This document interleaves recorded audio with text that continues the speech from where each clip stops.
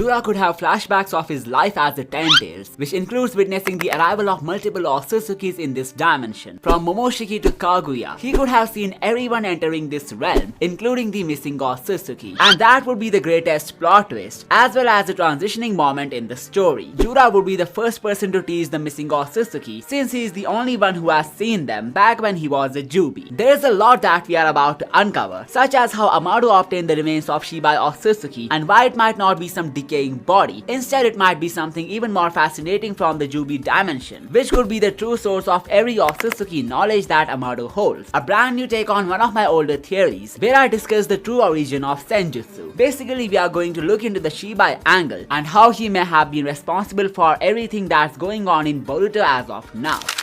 I think at this point, the author duo could be planning to disclose everything that the story had kept a secret for years, like how exactly did life begin in the Naruto-verse. It's a question which would now be answered since we know whatever events happen are not random. Instead, they are a part of some Otsutsuki god's latent desire. The Omnipotence was the perfect plot move to expand the story, as they took us from a cinema of random events to a prepared programming which dates back to a single entity. Now this single entity, the primal singularity, has already been hinted to be a god from another universe. People call him Kami, as that's what they interpreted from this special panel. But judging by the mistranslations and all, it could simply translate to an Otsutsuki who became Kami, which also translates to God. Anyway, the number one reason for this primal singularity to be different than Shibai Otsutsuki comes from the intel of Momoshiki, when he says Shibai is an Otsutsuki who attained godhood, but doesn't exist in this universe anymore. This means Shibai had reached the peak of Otsutsuki evolution in the present universe, so he was just an Otsutsuki like countless others who were born in this new universe which got created by the first Otsutsuki god. Now before we move on to how Jura would play a part in this transition, there is something that I want you guys to take notice of. Kishimoto and Nikimoto, whoever is behind this massive universal expansion, doesn't want it to be a huge jump from where we are today to instantly the bigger secrets of the universe, which includes Shibai and the other gods. They want it to be a step-by-step expansion, which is why they brought in the Shibai cells, which for some reasons became the main source of godly shinjutsu in the story. Now the reason these Shibai cells or remains, whatever you like to call them, are such an important part in the expansion is because of one solid observation that I don't think anyone else would have made. It was chapter 75 when Amado revealed that he amped up the Kara cyborgs with the divine genetics, and it was also around the same time when everyone was afraid that Code might attack the village to harm the Hokage and everyone else in some way. So don't you think it would have made sense for Amado to take some cells of Ishiki or even Momoshiki from Boruto and Kawaki's body to amp up the others like Naruto and Sasuke, just so they would be able to handle the Code threat in a better way? I'm not even talking about the Shibai cells here, cause they are extracted from a dead body. The fact that Boruto and Kawaki were living at this point and Amado could use the power of science to enhance the Hokage and Sasuke was an idea which could have prevented Naruto from getting sealed, as this could have assured Kawaki that he's strong enough to look after himself, and even if Momoshiki would have overtaken Boruto's body, Naruto somehow would have managed to defeat him, which goes back to his dialogue with Gaara, where he asked him a tough question about killing his own child. This theory also makes one thing clear, that Akebi would definitely become an Otsutsuki after revival. Amado cannot let her die so easily another time, which may be why he came up with the best idea to make her immortal, and that is Otsutsukification. Now it's just a personal belief, but I really think Akebi would be the one to bring forth the true character development of Kawaki, not just through power, as he's going to unlock a really strong form once he revives her, but also on the emotional side, as I believe there's a lot of stuff that Amado has been holding back about her past, which could be related to Kawaki. And before I move on to why exactly I think it's going to be like that, we have Jura, the main point of focus of this arc, who would likely be a transitioning medium for the next big thing in the story. Now let's discuss why it's going to be like that. What I think everyone is missing about Jura is that he's not a newborn child type of entity that everyone assumes him to be. Instead, he already knows a lot about the Otsutsuki, the Ten Tails, and what had been happening to him and his own kind from ages. One of the biggest hints comes from his desire to consume Naruto, which wasn't because of the fact that he's related to him in some way. He actually wanted to devour Kurama, who's now a part of Himawari. The most basic yet reasonable explanation would be that the Ten Tails is emotionally connected with his own kind. Kurama is a Biju, or let's say a tail beast, who came into being when Hogoromo divided the Ten Tails into 9 different chakra entities. This means even though Jura has now evolved, there's still a hole in his heart that only his own kind can fulfill, similar to how the other Shinju went after the people they loved the most. Now Jura wanting to devour a tail beast comes from his love of the ten tails. He may have realized the cruelty that the Otsutsuki had been subjecting to his voiceless counterparts from countless years. Now even though he hasn't directly blamed the Otsutsuki or expressed the care for his own kith and kin yet, there was one sequence from chapter 5 which confirmed his pre-evolution knowledge. When Aida used her Senringan to look at the events from the ten tails dimension live, she was caught off guard by Mamushi, the Shinju of Bug, which means these entities have a strange counter to some Shinjutsu, like the all-seeing power of the Senringan. Just think about it. The original ten tails wouldn't have been able to sense Aida if she peeked into that dimension. Same could go with the Claw Grimes, who did have the Shibai's genetics mixed in their blood through the claw marks, but what actually made the Shinju catch Aida was an intellectual evolution which granted them awareness, and not just any awareness, it was a sort of divine one which now allows them to catch people looking at them through various Shinjutsu.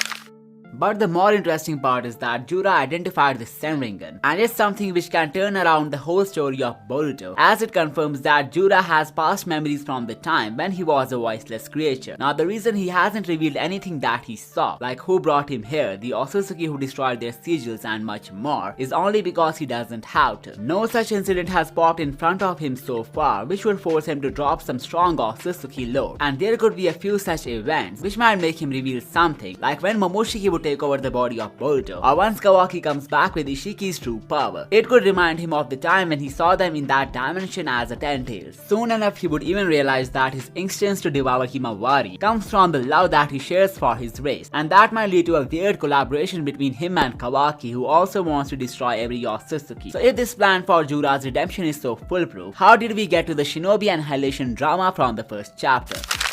Well, I will get to that as well. It may be a combination of multiple emotional revelations from different people's side. But first let's get back to the remains of Shibai Otsutsuki and how it might not be a corpse, but something completely different. So I read this one on Reddit where someone pointed out the cage of the ten tails could actually be the eye of Shibai. At first I thought it's a bit weird, but let me first explain this one before moving on to my own take. So the theorist believes that Shibai's original body was a colossal, and the key part of it, which is the eye, has been hiding in plain sight from Boruto chapter 35. According to the theory, the container used to confine the ten tails is not just a prison, it's actually Shibai Otsutsuki's eye, which was left behind after his ascension to a higher plane. This idea stems from its striking anatomical resemblance to a human eye when viewed from above, along with the presence of multiple dojutsu symbols like the Rinnegan, Sharingan, Byakugan, and Ishiki's own Kokugan into the structure. The theorist believes that Amado transplanted cells from the Shibai's remains into Kara members under Ishiki's orders, yet the manga never shows what those remains looked like. This theory suggests that we have already seen them. The massive eye-shaped container housing the ten tails is one such remnant.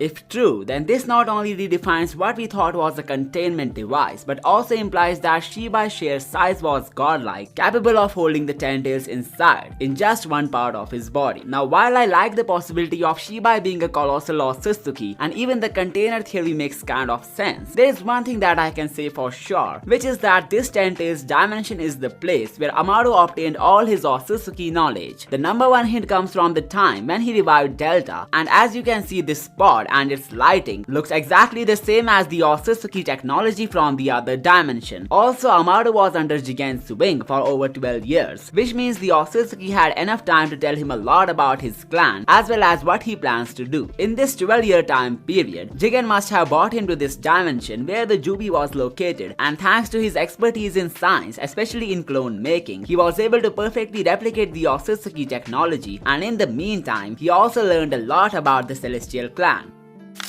Like the original plans of Kaguya and how humanity would have never existed if she hadn't made the bold move to betray Ishiki. The lore of Shibai Otsutsuki and how his cells were used to create the perfect cyborgs, which helped in the plans of Kara, and most importantly, it was the knowledge about the domain of gods and how there are some things which can only be done by the beings who are above human beings. And just like how Momoshiki referred to himself as a god in chapter 10, Amado was also talking about the Shinjutsu or the divine arts of Otsutsuki, which are no less than a miracle for humanity. eternity. Now when we look at how he spent 12 long years with Jigen, there is definitely much more that he came to know from him that he's holding back. Every meeting, every move, every moment that he spent with him was an exchange of knowledge between a god and a mortal. And that's the part that most people ignore. Amado is the one with most Otsutsuki knowledge at this point, all because of the times that he spent with Jigen. We don't know whether Ishiki fully trusted the scientist or not, cause if he had sensed a betrayal, he may have killed him early, and that may be one of the renowned and hard to fail ways of killing an Otsutsuki. Just betray them. Sounds familiar, right? Well, that was the plan that Kashin Koji came up with when he used Shikamaru as a medium of execution, and that definitely proves one thing.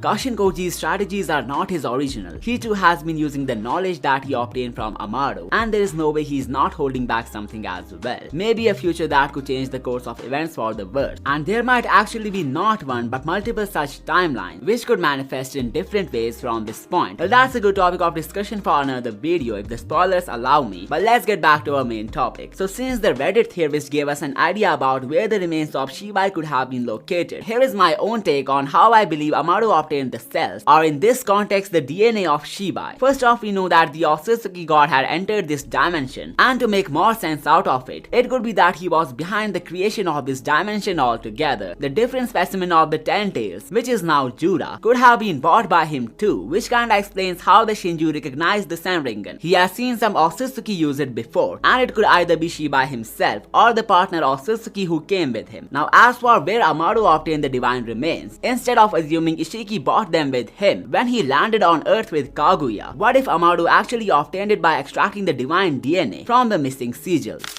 Let's go back to the chronology to understand this better. When Shibai and his pair came into this dimension, their tablets were created. Followed by that, after Ishiki and Kaguya made their way to this place, likely after tracing the 10 tails chakra, they too got their own unique tablets. Same goes for Momoshiki and Kinshiki, who also seem to have either entered this place or came to a proximity close enough for the sigils to form. Now as for how Jigen gave the Shibai remains to Amado, what if he destroyed the sigils of Shibai and his pair just to extract their DNA, which was then given to Amado for scientific experiments? It actually makes sense when you think about it. The sigils had enough genetic blueprint to create the holograms of the Otsutsuki, so what other reason could there be for someone to destroy them unless they were not trying to get their hands on the divine DNA? And Jigen did have a purpose to do that, to create the strongest cyborgs, which could help him in his plan, and that may be what he exactly did.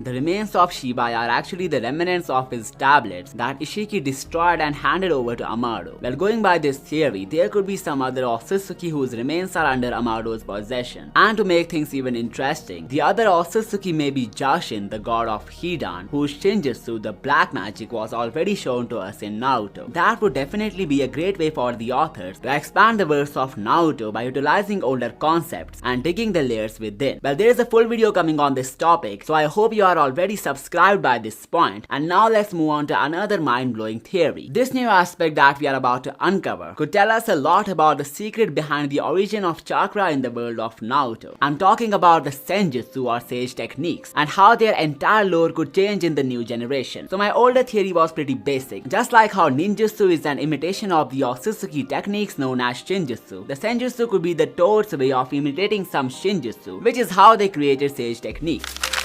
Now when I made this video, it was September 2023 when the second chapter of Two Blue Vortex was released. The Uzuhiko wasn't explained at this point, so I think I was kind of right with the type of theory that I proposed. Basically, the senjutsu is made from the combination of natural energy and one's own chakra. So what I thought at this point was that since Boruto was an Otsutsuki, what if he absorbed nature energy to tap into a completely different form, likely the one that Kishimoto teased in this artwork, where the special powers of Mitsuki and Sarada were also teased, which are now canon to the story. But just a month later, we got the release of chapter 3, where Daemon explained the Uzuhiko as mixing the planet's rotational energy with the Rasengan. So technically, Boruto did use the third form of chakra to create a new technique as I predicted. It just wasn't the same nature energy, which is utilized by the senjutsu users. Now as for what I think the Shibai angle could be when it comes to Gamamaru and the senjutsu users, what if the nature energy did not exist in the world prior to Shibai Otsutsuki's ascension? What I mean is that when Shibai left his remains on the planet, planet, it must have left a huge residue of energy as well, and this could have been the same vitality, which is now known as the nature energy. Think about Gamamaru and how he used to have prophetic dreams about the future. What if he was only able to have such visions, not because he was a toad, but actually due to the fact that he reacted his chakra with nature energy, which is how he got his hands on senjutsu. So even though Shibai has influence over everything which is connected through chakra, there is a chance that he used his prescience power to witness the future, which could only be orchestrated by him ascending to a higher plane of existence. So in order to do that, he may have left his remains behind, which led to the spread of nature energy on Earth, an outcome of his ascension to the higher dimension. Now this nature energy could have influenced the visions of the great toad sage, and if you have been watching my videos from a long time, I already made a video on how his prophecy could have changed in Boruto. Now here is where it gets a lot more interesting.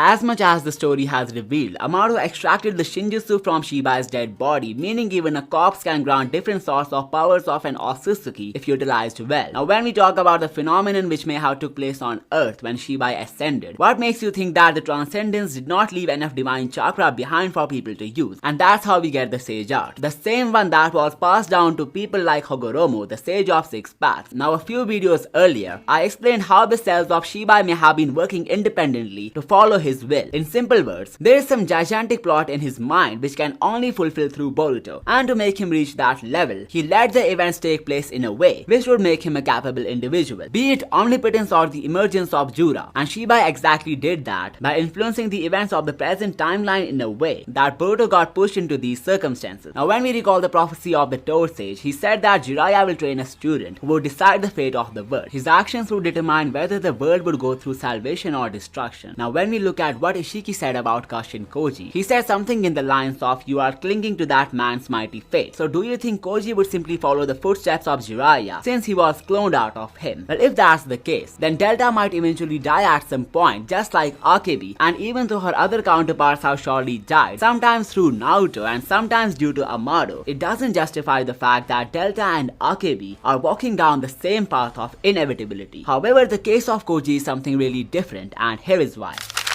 Notice how Jigen lived with Koji for a very long time, but it never struck him that he may be following a mighty fate, which would be troublesome to him. It was only after he saw his fate through the Kokugan that some things finally made sense to him. Now here we can conclude two things. First off, the Kokugan has other abilities as well, and we have only seen two of them so far. It could be that Kawaki would be the one to show us the other capabilities of this eye sooner or later, which might symbolize the 8 triangles of this Dojutsu, possessing 8 different abilities. Well, that's a good topic for another video. But what's more interesting here is that when Ishiki talked about the mighty fate of Jiraiya flowing through the body of Koji, it felt a bit odd for a few reasons. Firstly, because if the Otsutsuki was absolutely right, then Koji should have died right at this moment, just like how Jiraiya sacrificed himself, and that may have been the original script of Kishimoto, before Ikimoto intervened to bring the cyborgs and divine angle. Nevertheless, what's more interesting is that what Ishiki described as a retelling of fate could actually be a sign of divine intervention. What could possibly be the reason for Koji to awaken the prescience moments after Jiraiya's fateful connection was mentioned? Well, this is how it all dates back to the prophecy of the Toad Sage, which in this case was a double entendre.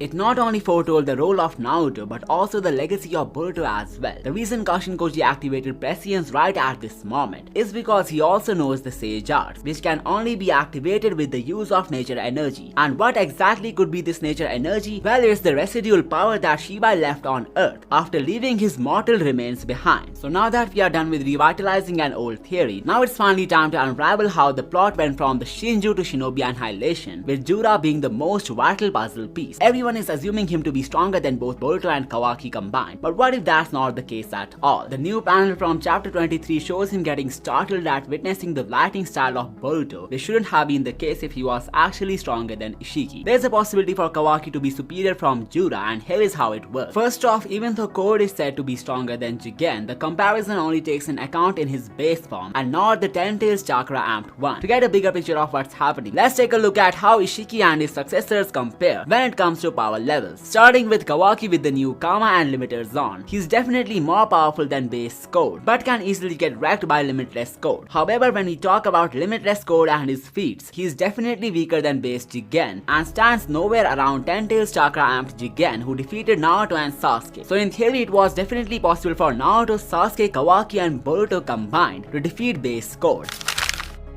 Now when we rank Jura, he's powerful than Limitless Code, who's stronger than Limiter Kawaki, and also managed to defeat Kurama and Himawari. But we really don't know how far this new form of Himawari scales, firstly because she lacks some proper training to control her Biju chakra, and secondly because she doesn't have any other feats. But even if we assume she was able to do something against Jura, while Code just straight up got his arm chopped, there's a possibility for her to be able to defeat Limitless Code as well as Limiter Kawaki. Even in the recent fight, Jura said to Boruto that he's delighted by fighting strong opponents like him, and there has only been one person whom he fought so far, which is Himawari, meaning he really believes her to be a strong opponent. Now the real deal begins with Limitless Kawaki, who easily scales above base Boruto and Limitless Code, and if I'm not wrong, Himawari as well. So Jura would be going against an opponent who possesses the pure power of Ishiki Otsutsuki, and just to declare a clear winner, we will have to figure out who's stronger among these two. Either it's Jura or Ishiki Otsutsuki. Well, I think it's definitely Ishiki, who has years of fighting experience, while Jura is a blob of raw strength who can use some normal wood style that even some other shinobis can perform on top of the Biju bomb. And once all the experience of Ishiki would pass down to Kawaki, he would definitely be able to defeat Jura in a matter of minutes. But the question now remains, why did Kashin Koji warn against making Jura angry? Well, the answer is pretty simple. At this point there was nobody in the village who could take on Jura, and Limitless Kawaki is the complex case, as the chances of him unlocking the limiters were not that high. Otherwise he could have straight up recommended that. But looking at the flash forward, where Kawaki is now the new big bad, it must have only been possible for him after he managed to defeat the current major villain, which is Jura.